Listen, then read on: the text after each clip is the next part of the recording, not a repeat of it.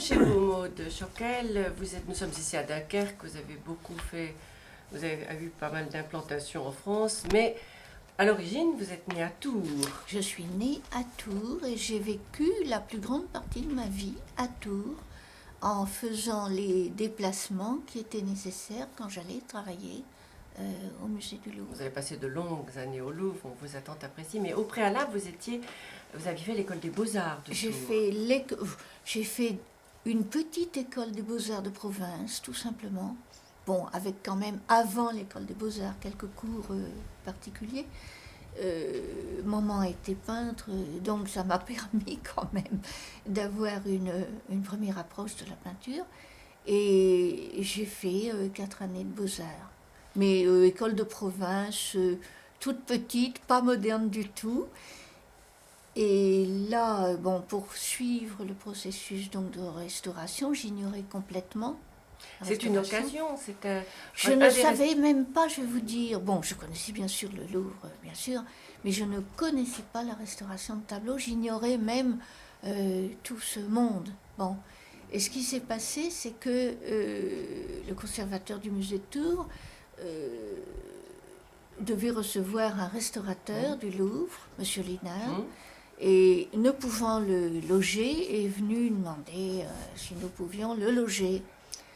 Et quand j'ai découvert ce que c'était que le métier de restaurateur, j'ai été tellement admirative et tellement émerveillée que du coup, le soir même, j'ai commencé, maman avait plein de vieux tableaux, j'ai commencé à prendre un tableau, à essayer de voir, de comprendre.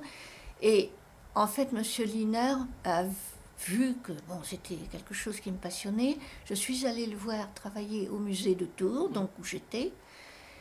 Et là, bon, ça a démarré comme ça a été un coup de foudre. Et c'est grâce à ces directives, ces conseils que j'ai appris petit à petit le travail de restauration avec des bases, ce qui était très important, avec des bases tout de suite très sérieuses de produits à utiliser, à ne pas utiliser, ce qu'il fallait faire et ne pas faire. Et ensuite, je travaillais toute seule à la maison pendant 1 an, puisqu'il passait 1 fois par an. Je lui montrais les tableaux ou les restaurations que j'avais faites pour moi. Et petit à petit, je suis devenue en fait son apprentie quand il venait travailler.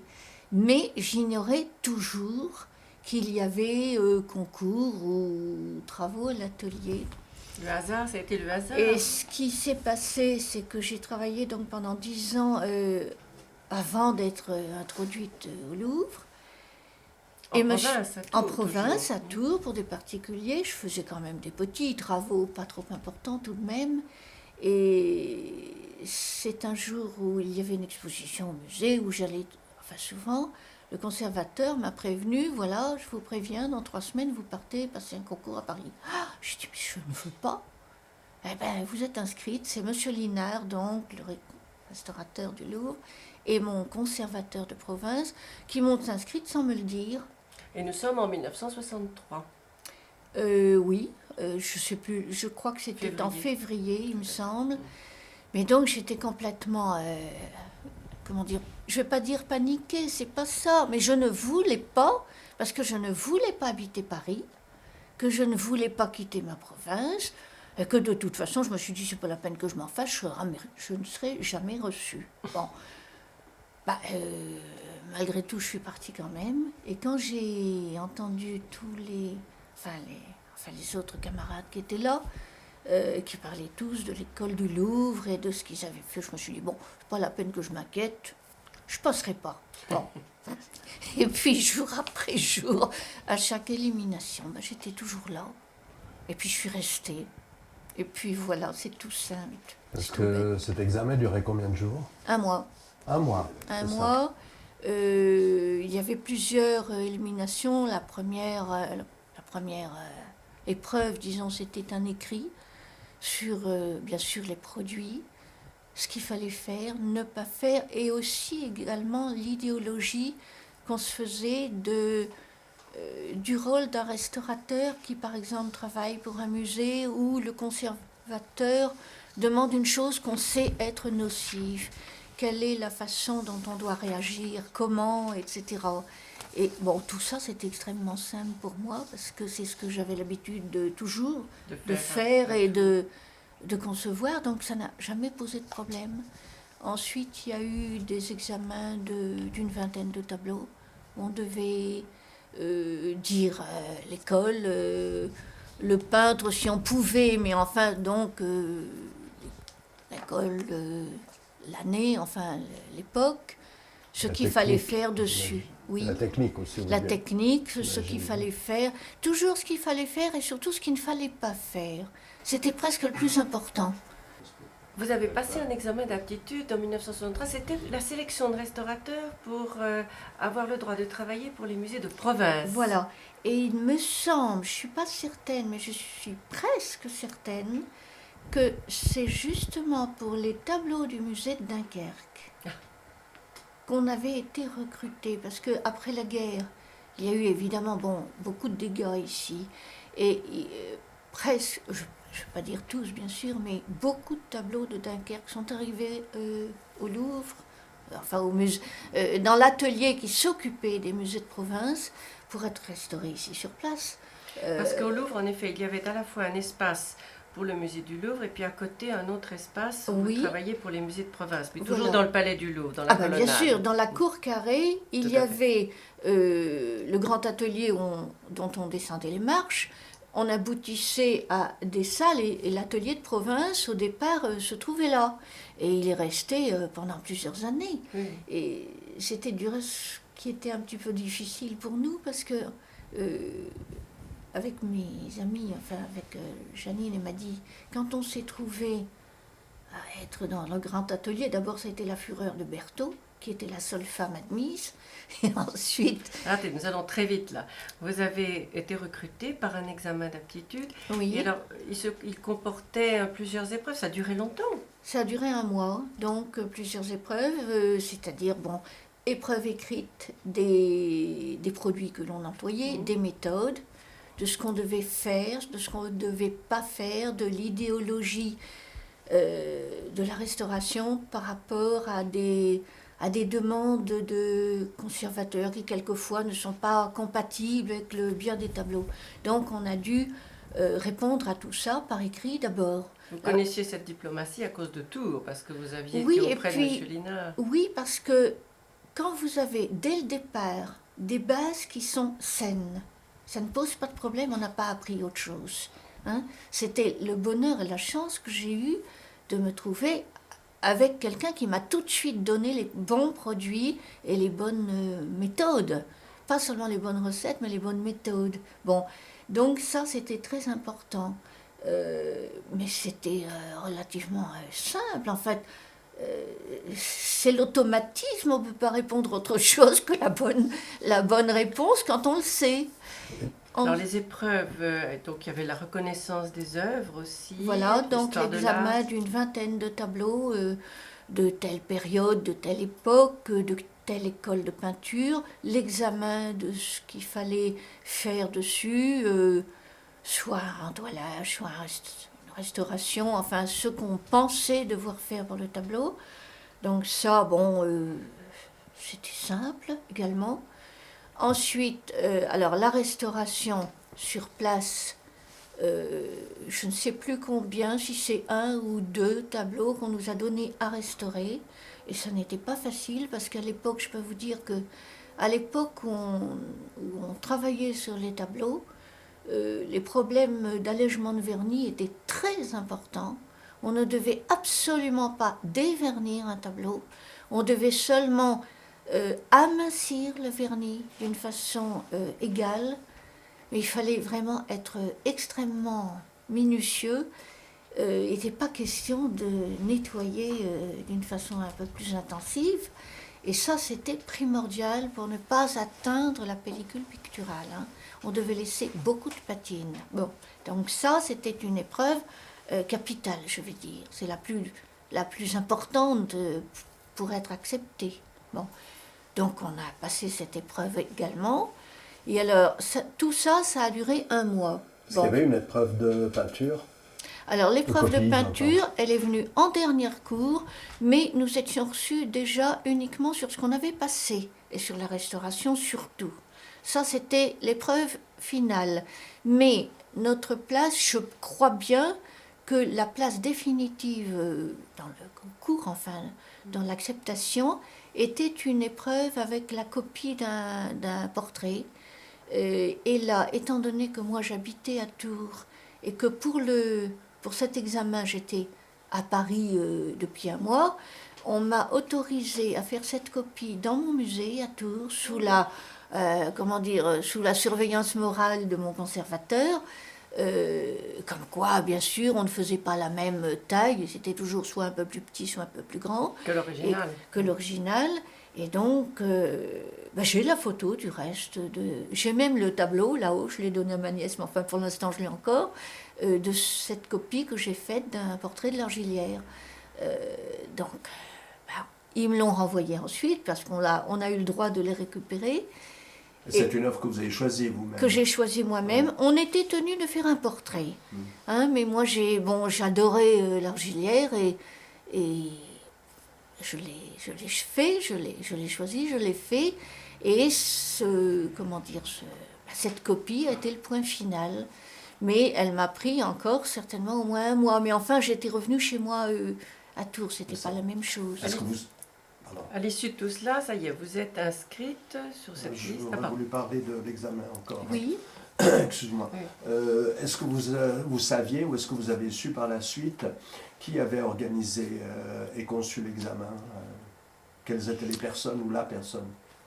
La personne, c'est difficile à dire, mais je pense que ça devait toucher quand même ceux qui dirigeaient l'atelier les musées de province, car cet examen a été fait au départ pour les musées de province. Et donc c'était Michel Laclotte à l'époque, qui était inspecteur des monuments de province, des musées de province. Et qui avait une formation d'historien de l'art. Ah tout à fait, en fait il avait suivi la même filière que Rosenberg, seulement étant donné qu'ils étaient tous les deux quasiment de force égale, ne voulant pas se faire tort mutuellement, ils ont choisi chacun une branche différente.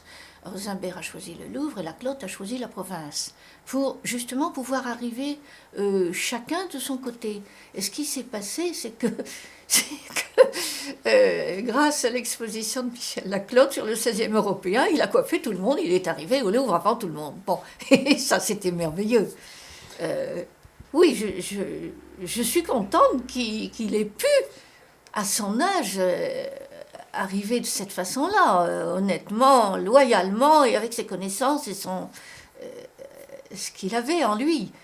Bon, donc, si vous voulez, nous avons marché ensemble pendant, je ne sais plus combien de temps. Vous avez restauré un tableau que vous aimez beaucoup, la Fornarina de Oh, Strasbourg. je l'adore.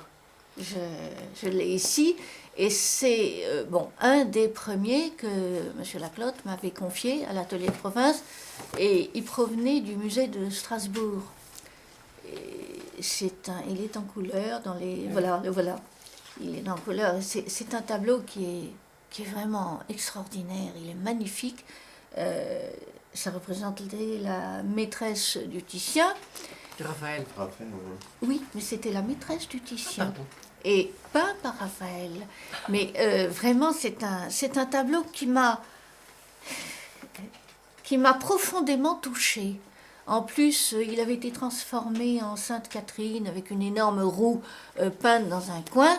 Et là, j'ai dit tout de suite, bon, cette roue est fausse. Bon, c'était évident. Mais M. Laclotte était très prudent. Il m'a dit, oui, d'accord, je suis d'accord avec vous, mais on n'y touche pas avant tout le dossier laboratoire. Bon. Il avait raison. Bah oui, il avait tout à fait raison. Mais n'oubliez pas que moi, j'étais à mes débuts et que j'avais la fougue du début et que j'étais sûre que c'était faux. Ça, c'était sûr. Bon, mais... Qu'est-ce qui vous faisait penser que c'était faux? Mais enfin, on le sent tout de suite. La roue avait été mise au 19e. La matière d'une peinture 19e sur un tableau de cette époque-là est totalement différente. Et puis ça collait pas. Ça n'allait pas du tout. Elle couvrait les craquelures. Non? Oui, et puis si vous voulez, j'ai envie de vous dire, on arrive à un moment où on n'a plus besoin de preuves pour le sentir. Mais on demande quand même les preuves scientifiques par sérieux. Et puis pour avoir une garantie vis-à-vis du musée qui peut toujours dire mais qui prouve que vous aviez raison. Non, mais on le sent instinctivement. Et puis la peinture 19e n'est pas de la même matière, c'est pas du tout pareil. Bon, enfin, toujours est-il que ça a été un de mes tableaux vraiment qui m'a marqué et que j'ai adoré. Je l'ai retrouvé il y a quelques années. En bon état? Non, mais il était passé au Louvre pour un travail dans le bois, Ah, chez Jonard. Et il n'y avait personne dans son atelier, j'ai poussé ma tête, j'ai été le regarder quelques instants, j'ai repris contact avec. Et voilà, je l'ai quitté à nouveau, mais ce sont des œuvres qui me marquent. Hein. Et puis après quelques années dans les musées de province, un jour, on vous a appelé pour dire, voilà, vous êtes prête pour monter au Grand Atelier, ou bien ça s'est fait autrement? Des petites crises, des rivalités, raconter. vous devez tout dire. Mais excusez-moi, j'aurais voulu quand même terminer avec l'examen, Oui. parce que ça me paraît important. Je pense que vous serez la seule personne que nous interviewerons qui pourrait parler de ça. Est-ce que vous vous souvenez combien de candidats il y avait en même temps que vous? Nous nous sommes présentés à 32. Ah, Nous étions 32 candidats pour toute la France. Hein. Mais c'était uniquement des Français.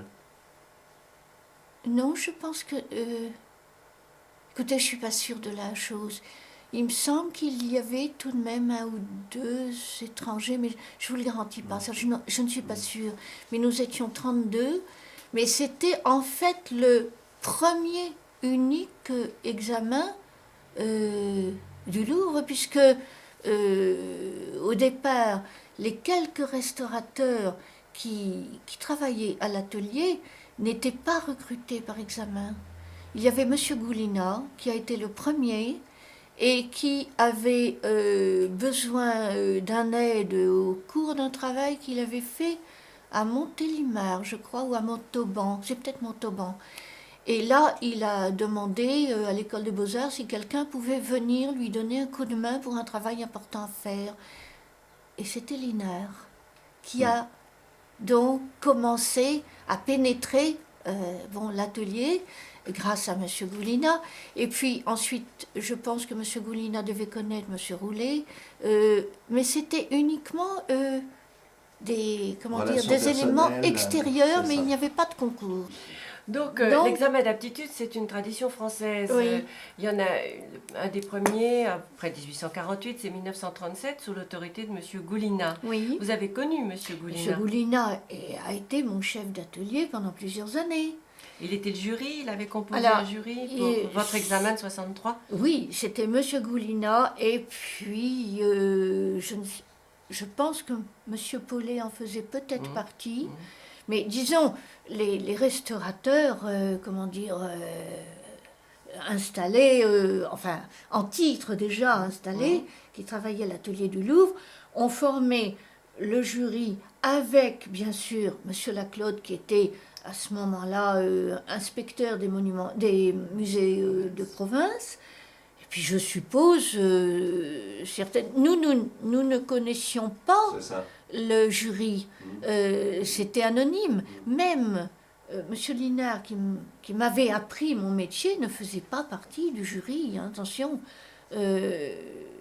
C'était seulement, je pense, 2 ou 3 restaurateurs de l'équipe installée. Hein. Et vous avez travaillé donc ensuite pour les musées de province pendant 3 ans. Je ne sais plus exactement, mais certainement 2 ou 3 ans, oui.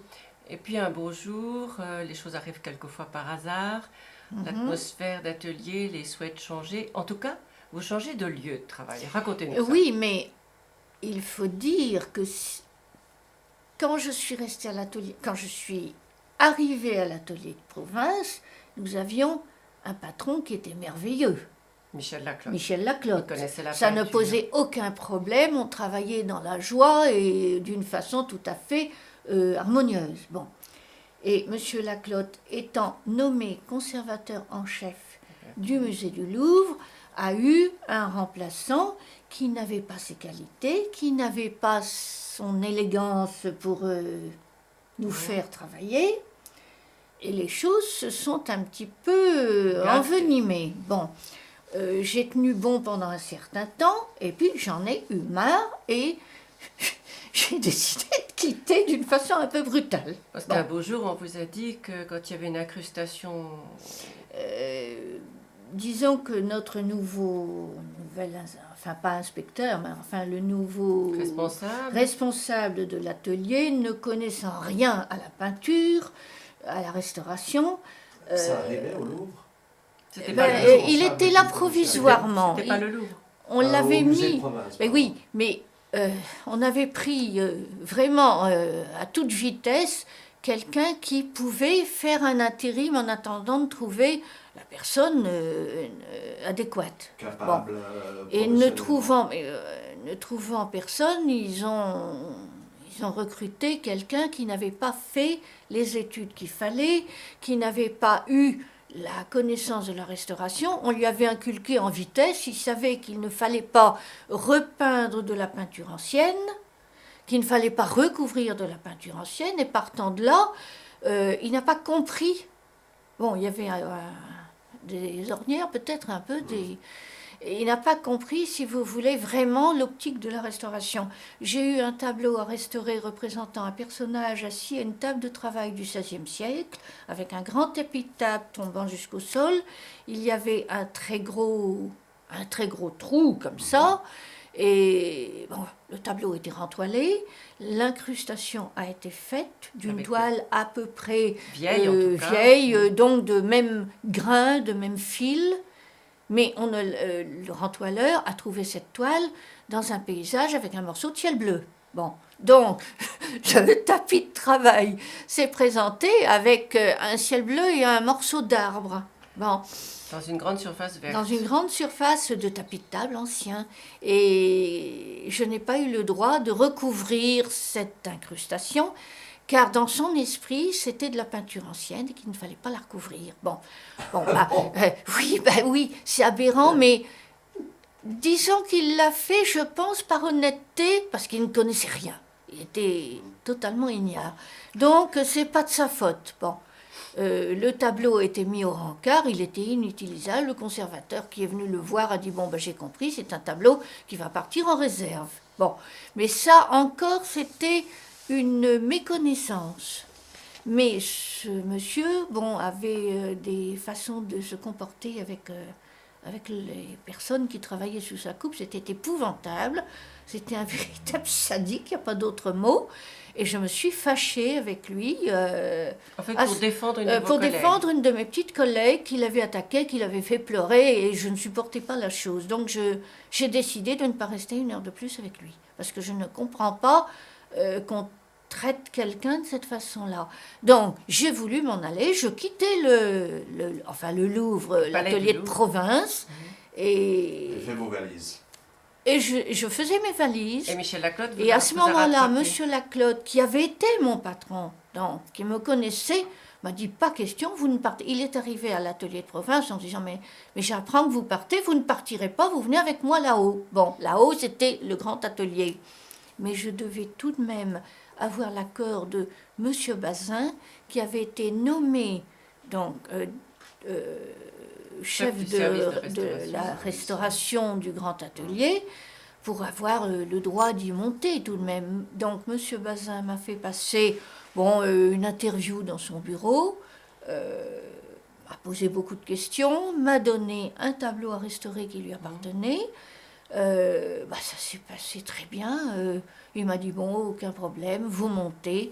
Et à ce moment-là, ce qui a été merveilleux pour moi, mais pour mes amis aussi, c'est que... Les amis, c'était deux de mes collègues. Nous avions passé le concours ensemble. On s'entendait bien, on s'aimait beaucoup.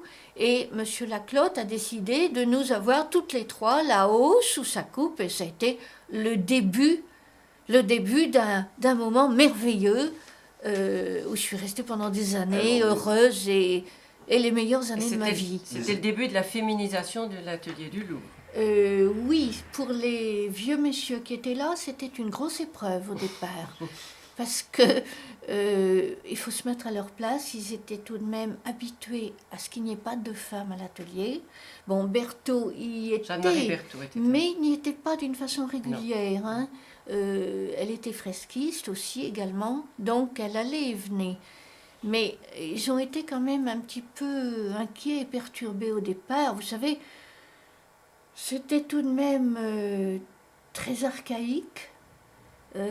Tous les vieux messieurs en randonnion, M. Goulina avec son lorgnon, avec un fil noir, les bottines à boutons, me disant quand on entre à l'atelier, il faut aller saluer chaque camarade et avant de partir, aller leur donner une poignée de main pour partir, etc. Ben, c'était vraiment un atelier. Chaque jour? Chaque jour. Ah oui? Mais d'une autre époque. Et on ne parlait pas, on n'avait pas... On était quand même extrêmement déférentes, hein, parce que c'était quand même des gens qu'on respectait beaucoup. Et ce qui était merveilleux, c'est qu'on les a mis dans notre poche en peu de temps. Et ensuite, on a eu vraiment une bonne équipe où on apprenait avec eux beaucoup de choses. Ils nous ont montré beaucoup de choses. Pas tout de suite, il fallait qu'on aille renifler les flacons en cachette pour savoir qu'est-ce qu'ils prenaient. Les flacons n'avaient pas de... Ah, n'avaient pas d'étiquette parce qu'il ne fallait pas qu'on sache qu'est-ce qu'ils prenaient, parce que chacun avait ses petites recettes. Mais si vous voulez, ils ont vu qu'on faisait tout ce qu'on pouvait pour les respecter, pour se faire le plus petit possible. Et ensuite, c'était vraiment merveilleux. Vous avez passé 10 ans à travailler, alors une partie de votre année 10 ans sur place, mais j'ai dû passer 20 ans en tout. Mais pendant la première partie, bon, j'habitais en province où je ne pouvais pas me permettre d'habiter Paris. Donc je faisais, une fois que j'avais passé le concours, enfin l'examen plutôt, je devais tout de même m'engager à restaurer une quantité de tableaux. Donc, au lieu d'habiter Paris, ce que je ne pouvais pas faire, je venais 2 fois par an, 2 ou 3 mois de suite, où là, bon, j'étais à l'hôtel, en fait. Et donc, je venais 2 mois au printemps et 2 ou 3 mois à l'automne, et là, je travaillais vraiment d'arrache-pied. Et vous étiez même un aiguillon, car je me souviens qu'elle vous exigeait qu'on vous réponde le plus vite possible. Ce n'était pas l'habitude ni des conservateurs, ben, c'est-à-dire il fallait que vous avanciez. On pouvait il pas fallait, attendre. ben, vous savez que quand on reste pendant 3 mois à l'hôtel, hein, bon, moi je ne venais pas pour m'amuser, je venais pour travailler. Et chaque fois, c'était Mademoiselle Mal qui m'envoyait une petite lettre, Mademoiselle Choquel, nous avons besoin de faire tel tableau et tout. Bon, c'est merveilleux, si vous voulez. C'est bête, j'ai tout détruit l'autre jour. Hein. Mais enfin, bon, ça a été le commencement de la découverte du vrai Louvre pour moi. Parce que l'atelier de province, c'était vraiment merveilleux, si vous voulez, quand on ne connaît pas autre chose. Mais ensuite, pouvoir participer et pénétrer dans le cœur du Louvre, pourquoi? C'était quand même fantastique. Et puis vous êtes arrivé à un moment de grand élan, parce qu'on vous a donné d'abord au début quelques primitifs italiens, et puis on vous a envoyé à Rome pour bien connaître. Voilà, parce que le problème qui s'est posé, c'est que M. Laclotte avait réuni 250 tableaux. 450 primitifs qu'il avait répertoriés dans les différents musées de province et qu'il avait envisagé donc de faire restaurer pour déposer au Petit Palais des Papes à Avignon.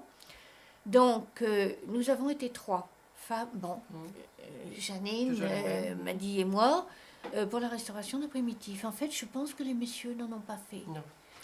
Donc vous êtes arrivé... Il y a quelque chose, excusez-moi, que j'ai pas très bien compris avec la restauration des Campanas.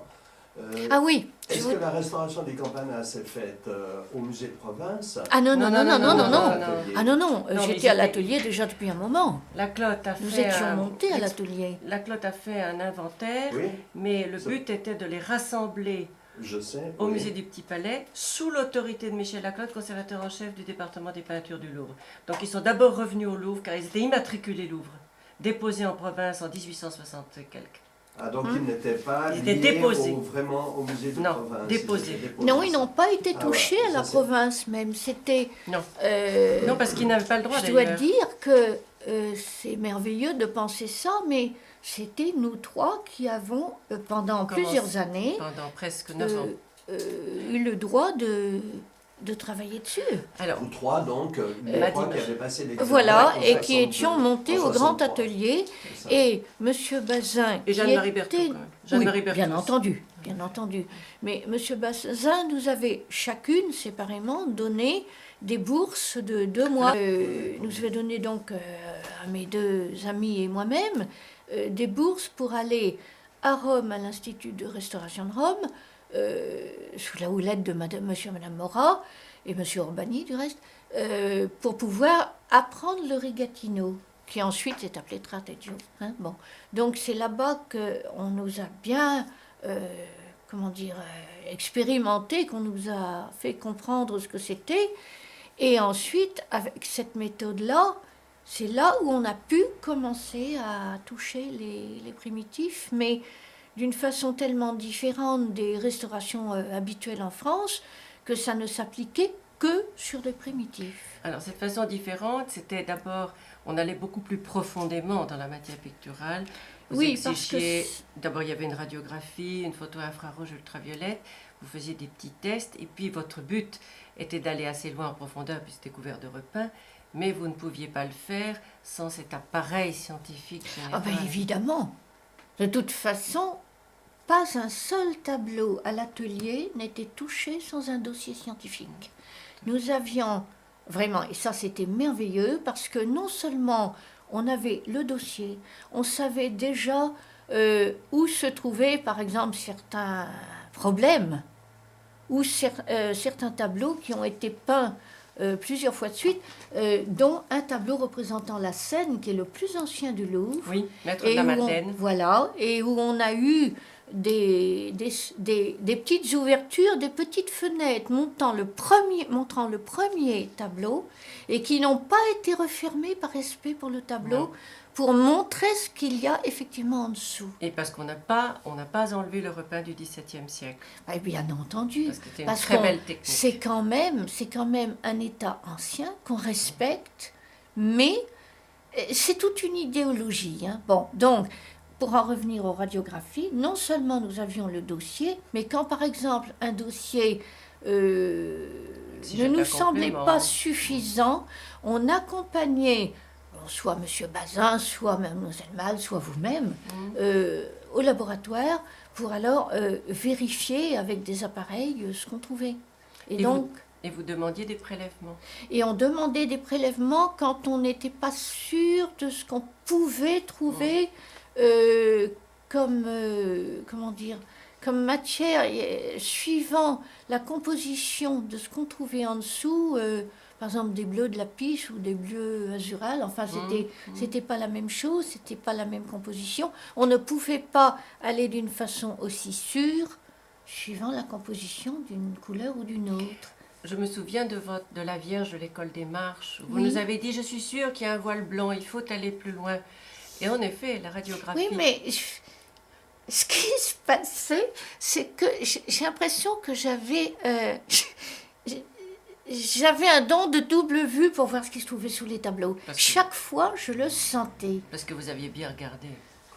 Oui, mais on sent quand même des choses.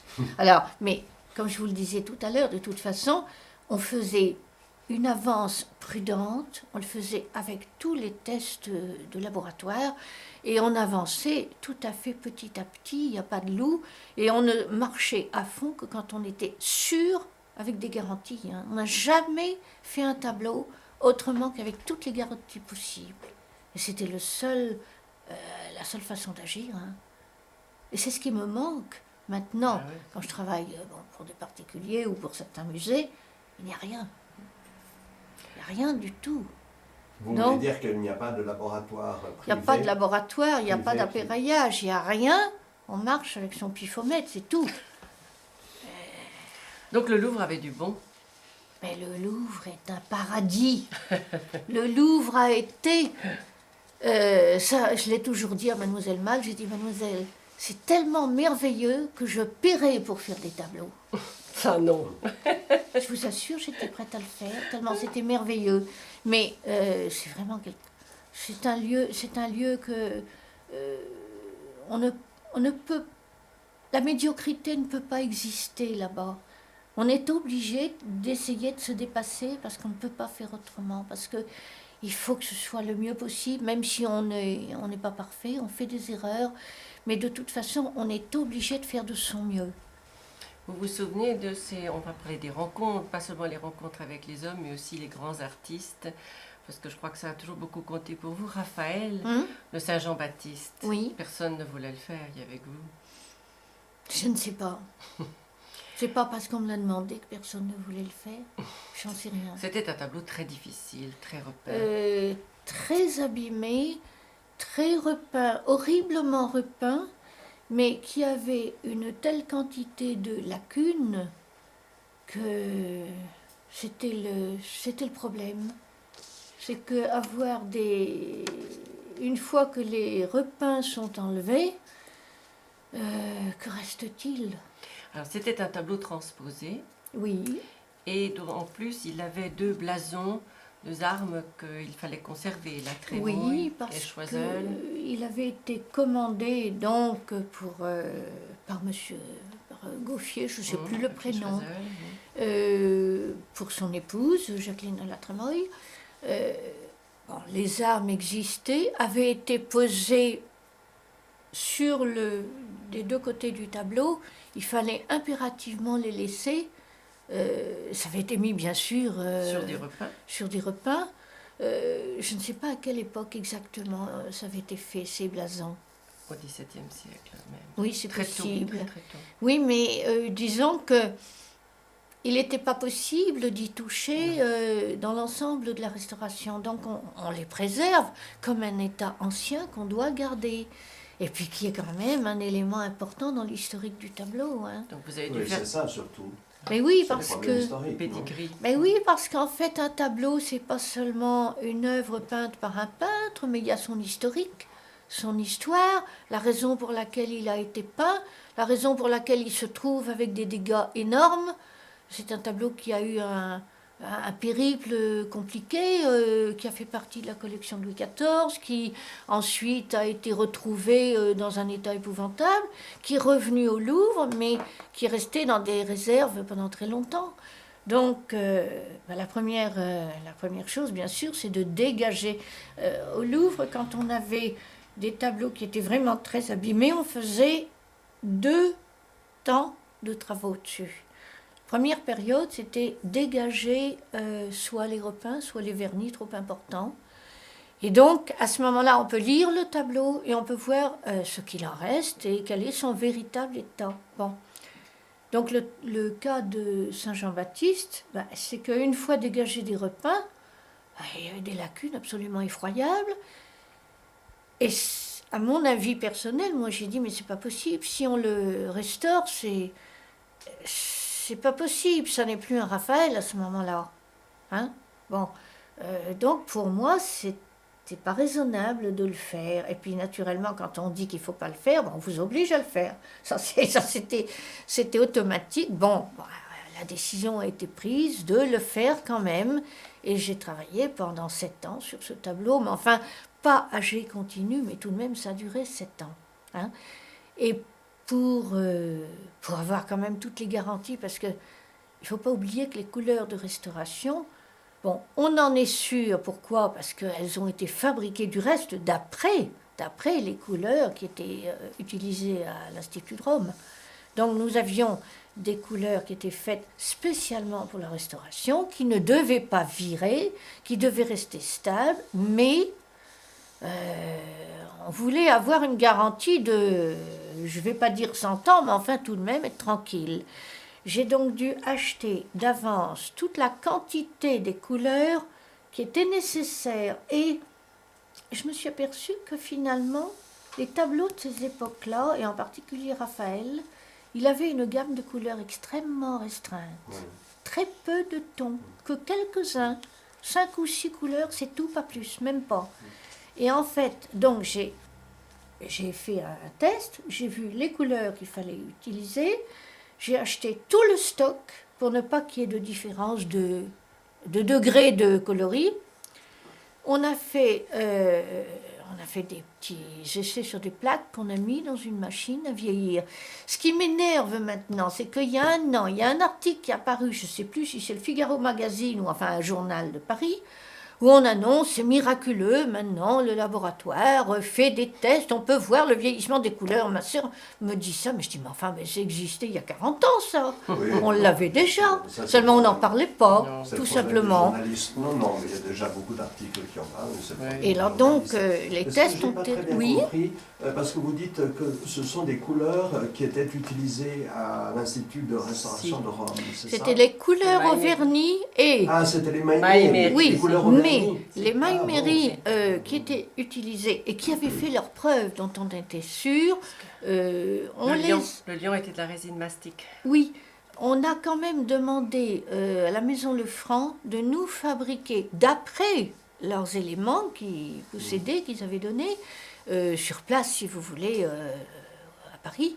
les couleurs, mais ça n'était pas tout à fait les couleurs au vernis, mais c'était tout de même des couleurs qui étaient totalement neutres. Moins transparente, moins... Oui, mais Pour ce les qu'on fonds. faisait, Pour c'est les qu'on fonds. faisait au départ Voilà. avec les couleurs de Lefranc Oui, et on les finissait pour les glaciers avec le tout Maïmeri. à fait. Et alors maintenant, Lefranc a arrêté la fabrication déjà depuis quelques années Mm. et c'est repris par une autre maison qui fait des couleurs sensationnelles du reste. Hein.